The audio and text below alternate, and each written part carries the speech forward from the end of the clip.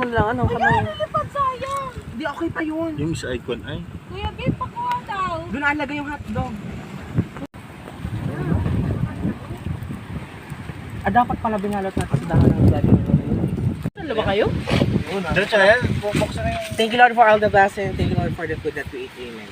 Amen. Lapad. Gaya ka pa ng tuna.